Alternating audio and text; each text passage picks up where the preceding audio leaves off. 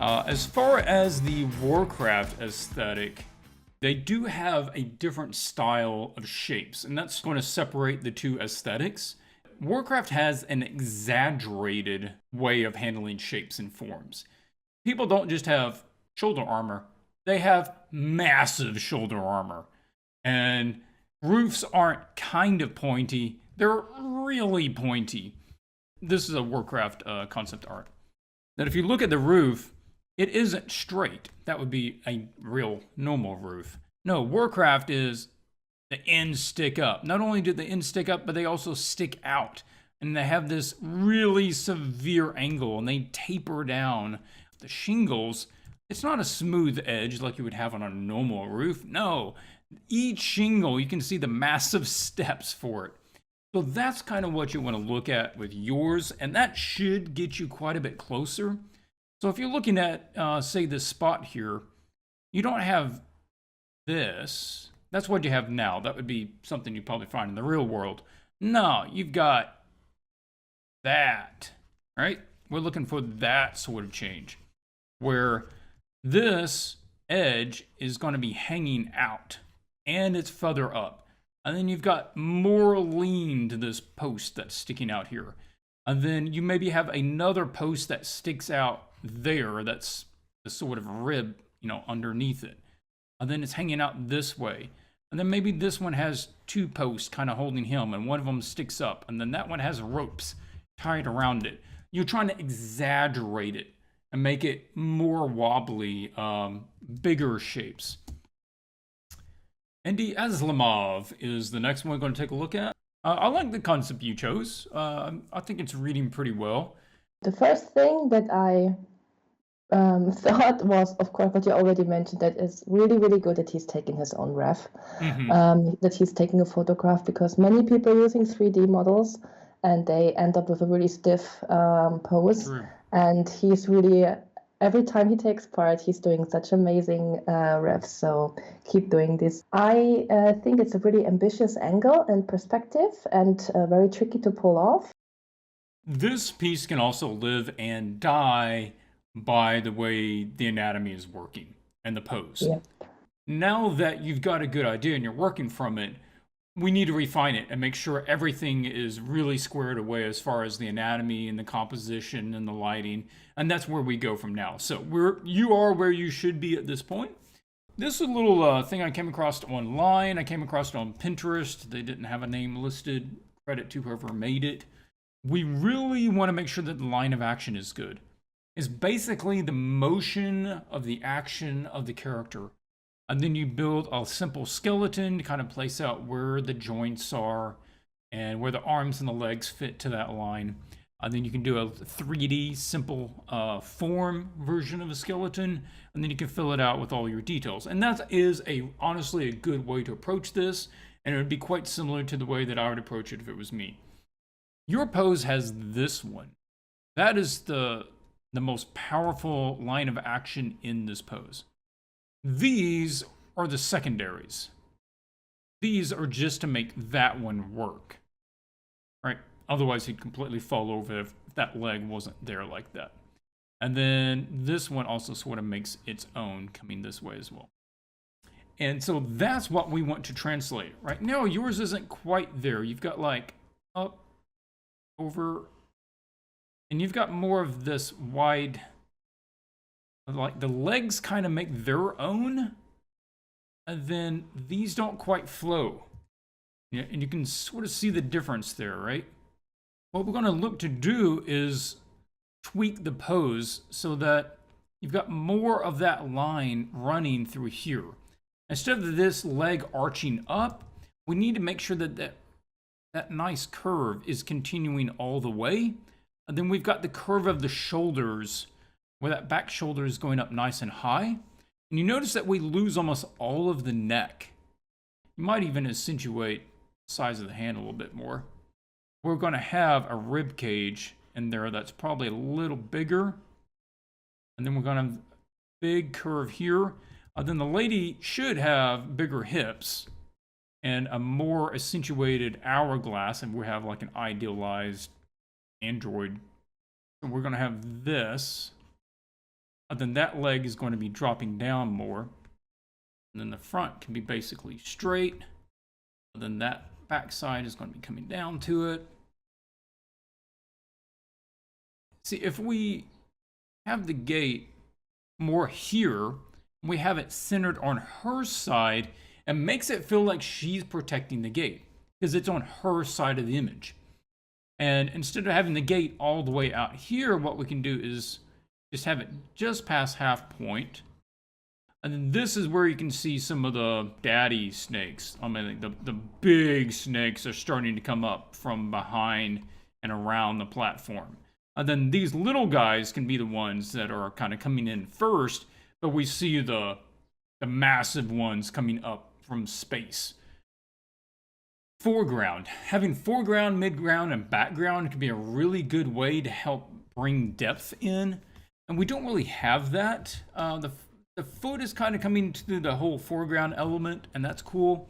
But having like a snake coiling up here, and then coming back, that would also really help give the idea that they're encroaching on her, and they're maybe even a little bigger than what we're kind of perceiving them as. Andrew Doris sends this one in. One of the first things I see is positioning of the characters. I feel like they wouldn't all be able to stand that close to each other. I don't know how her rear and his leg occupy that same area. So I think we need to spread them out just a little bit so that I can believe a little better that somebody's back is not actually pushing into somebody else's back. I was a little surprised that you didn't go for one of your other ideas. If you had cropped down on this and then had all these things coming around here, I feel like that's probably a lot more dynamic because we're down at their level and I feel like I'm part of this scene with them if I'm down on their level. But here, I'm not really that concerned because I'm up out of the action. As a viewer, I'm looking at this and basically as a third person. It's the difference between playing a first-person shooter and a third-person shooter. In a first-person shooter, you're them. You're down in the action.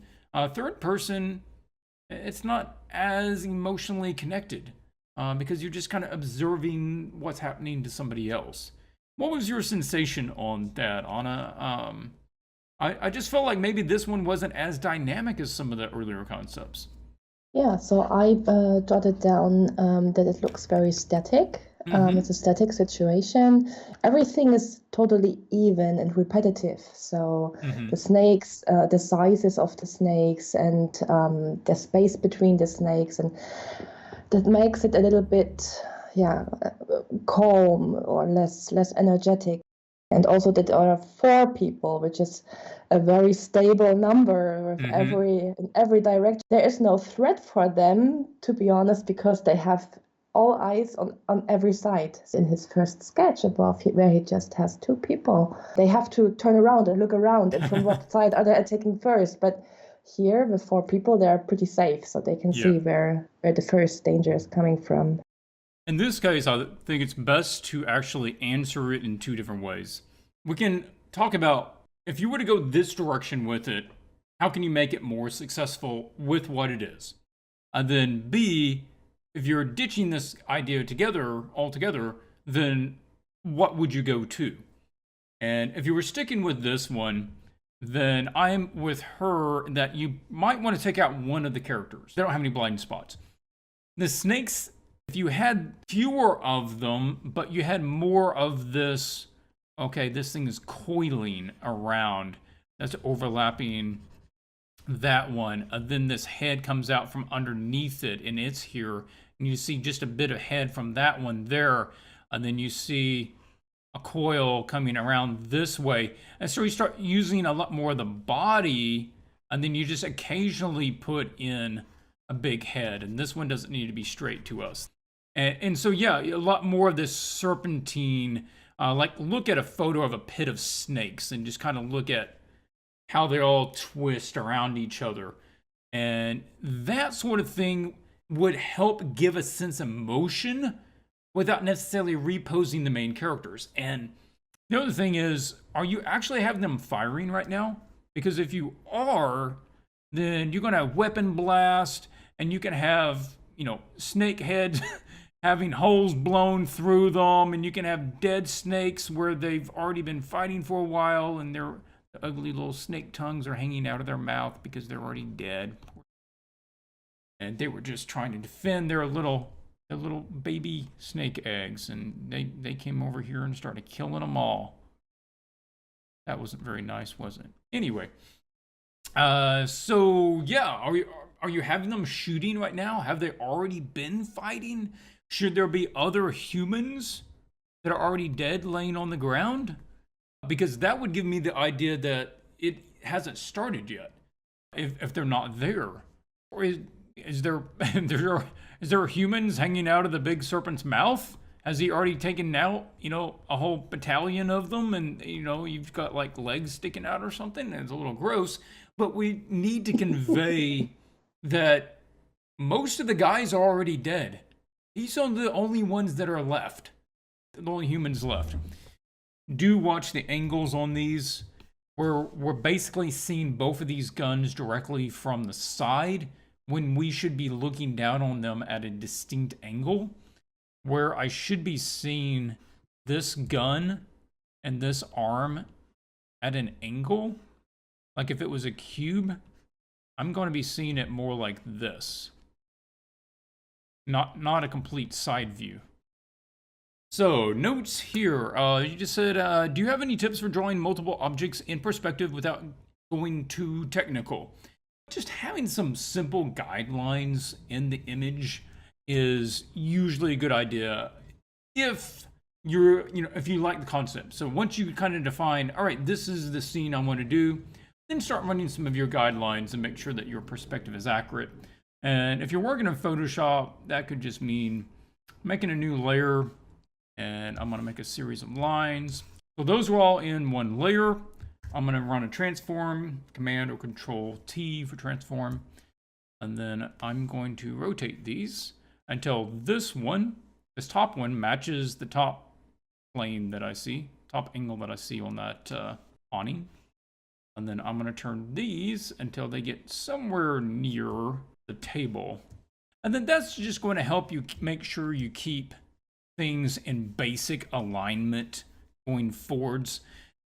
I wonder what happened to the other two sketches that he did, because the first one I really liked, and I think it was a really nice composition he did there.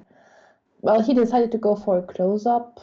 If he goes for this close-up, then it will become more of a character design than a landscape design. I do have to note that this is developing to be a charming little piece with a fun little character, but it's also not what was asked.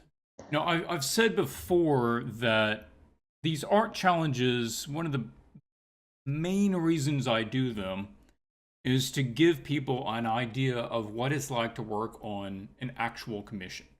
I try to run it in a very similar way. You would have a similar amount of time.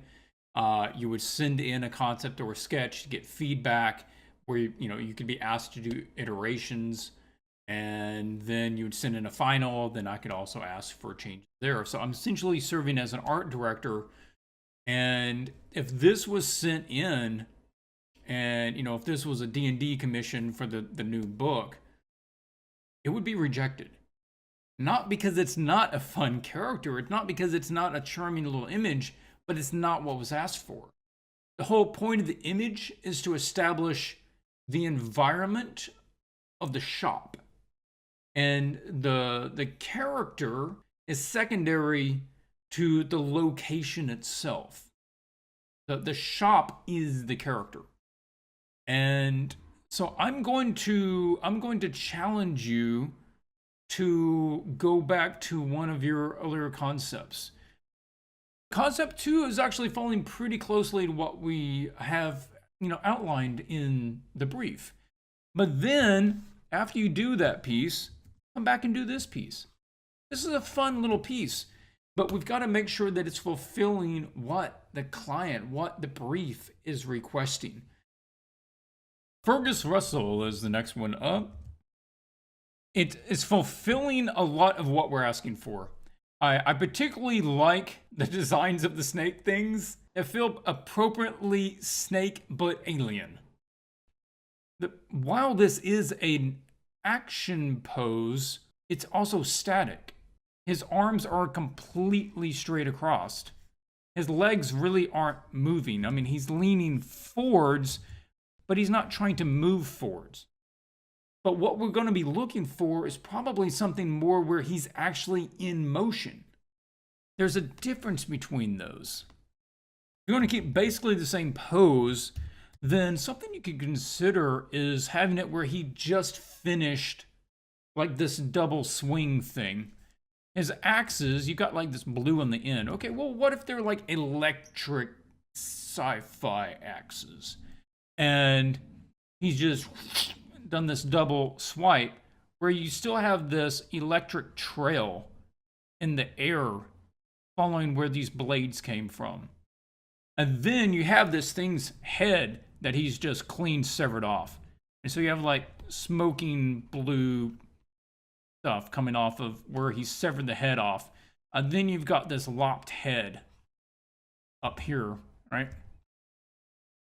I guess it would be red because it's all bloody. He just lopped the head off. You're doing this sort of thing, right? And then its mouth is like, oh my gosh, I just got my head cut off. I'm sure that's what alien snakes think when that happens. That way you're actually trying to make it have a bit more of a time scale to it where he just cut it, and so that makes sense of why he's in that pose. Well, we can also just adjust the pose slightly so it's got a little more curve to the arm. And then I would consider having him like charging forwards or jumping back instead of the legs being side to side. They're more like, you know, this sort of thing, or he's jumping forwards and, you know, the legs here, and then it goes back, you know, sort of that way. That he isn't waiting for them to come. He's taking the fight. Again, if you can get that silhouette to read well, something along that lines. Okay, next up is Raphael. Really what we care about is this guy, and his weapon. That is kind of the whole scene right there. So I'm going to suggest actually making those guys bigger. And you can just see that it's just a better use of space. Most of the stuff going on in this scene, most of the action is horizontal. And you could honestly think about using a horizontal scene. Generally speaking, if you've got, you know, like a skyscraper, you're probably going to put it in a vertical so that you can show off the height of the building. Or if you've got a spaceship taking off, then having it going up the page, you're following the main motion. In this case, the main motion is more side to side. And so you could consider doing a composition that was more like this. And then we can actually get the right amount of distance in between his hand and the weapon. Because right now, that's not really working. Right now, he's reaching for his weapon, but like the handle is right there. And he could just grab it right there. But if we make the scene more horizontal, or if we scoot him over more, then we can put that dagger handle, another 6 inches away. I feel like he might be able to wiggle around and get some more room out of it. So then if we put the dagger handle here, oh, now it's just a little too far away. And we can play that distance up more the horizontal scene by putting it over there. Now, talking about the weapon, I would suggest moving up to either a more impressive daggery sword or using a gun, because this is a very small object to see. Another thing is right down here is adding more twist to the body where you feel like he's turning to try to reach. If his waist went back here and he had one leg here and the back leg there, then you get this sense that he's trying to turn that way to get to it. This face silhouette isn't reading really well. I think that's more threatening. That's a better silhouette. It reads better. It's kind of like your predator mandibles. Next up is Tyler Vale. It might just me, but did he lower the angle of the perspective? Because on the sketch, it looks a little bit more like we are looking from below on the character. And I like that, to be honest, because it is much more depth. On the painting, everything is a little bit more flattened out and on the same height. It's one of those things that if you're drawing something that's you're looking at it slightly upwards and you keep working on it, eventually it's going to be straight. Just your mind and your eyes will automatically start adjusting things to be normal. One of the biggest telltale sign, belts. They'll get you every time. People are so used to drawing belts that curve down. But you don't curve down when you're looking up at them. They curve up. Gotta make sure that belt is curving up. And that takes intentional work. Because the moment that you make that belt curve down, your brain says, oh, I know what perspective this is. And it starts automatically adjusting everything else to match it. And that doesn't match anything else in your image. So make sure if you're doing an upward pose like this, what you really want to do is establish the curvature of any kind of belt thing at the right curve, establish it right away so that there is no doubt about it. The other thing, you might really want to put a basic shape in here for the chest to remind you what is going on with this chest.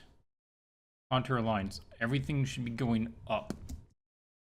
Color-wise, I wanted to look at this. This is an extract from my ebook on colors, part of the mood course that we were talking about at the beginning. 3 paradigms of color schemes and palettes. Color palettes and color schemes aim to achieve one of 3 objectives: harmony, contrast, or colorfulness. Achromatic and monochromatic and analogous schemes all aim to achieve visual power through harmony. Everything is like. It's one color family. Do not mistake harmony for positivity, however, as something can be harmoniously peaceful or harmoniously terrifying. Whatever it is, it's all in. Complementary, split complementary, rectangle, and discordant, I'll pull out, you can see those down here, are contrast-based. They want to create visual impact through a clash of colors and use that innate discord to reflect the emotional, psychological, or physical conflict occurring in the scene. Triadic and square schemes are more concerned with just being colorful. This is more common in subjects geared towards children. Triadic color schemes were popular choice for the old comic book characters. Superman was red, blue, and yellow. Colorfulness is often prioritized in children's materials to date over harmonious and contrasting schemes, as children respond more to saturation than anything else. Be aware that the more colorful you go with your image, the wider range of colors, the harder it can be to create rich, color-based emotion in the scene. You're just working with too many colors, it's too hard to keep a handle on all of it. A planet in a sky can never be darker than the sky. Can't. Not the way it works. What's behind the sky? Space. Space is what color? Jet black. Ain't nothing there.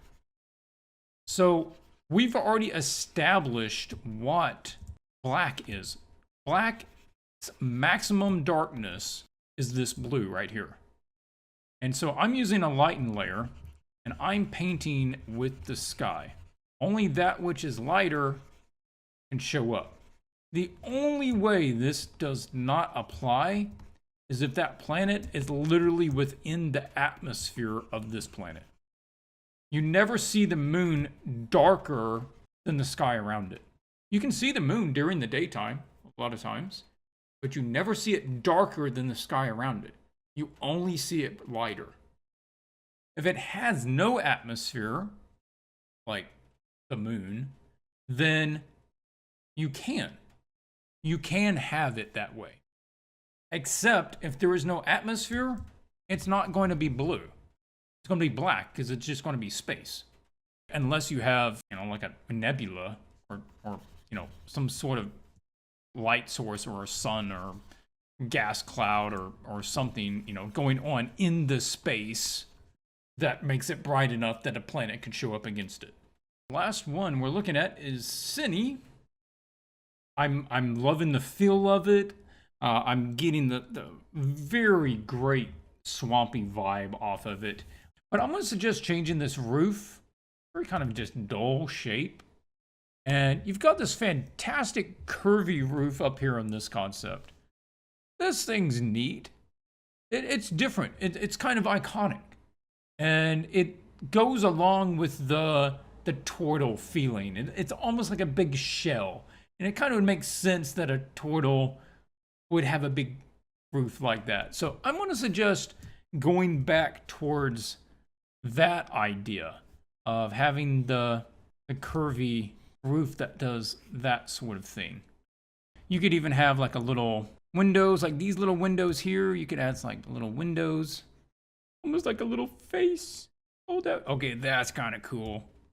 I'm sort of a fan of, like, he's got like little eyes in his shop. He goes like this. Gotta do that. And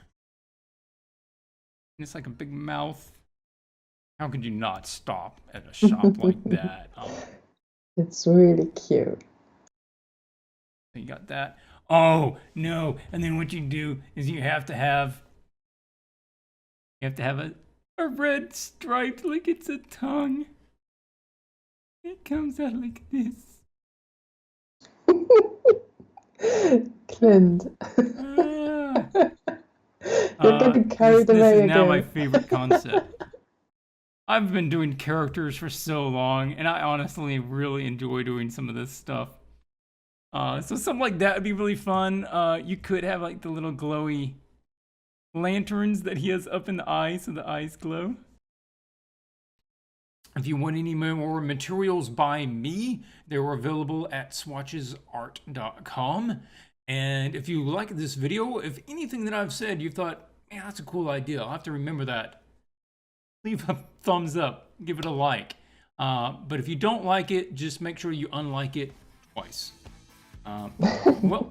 Anna, thank you for joining me. I appreciate you being on. I appreciate your insights and your thoughts as well. Thanks for having me. And you can catch both of us out on the group. Until I see you next time, guys. Bye. Keep drawing.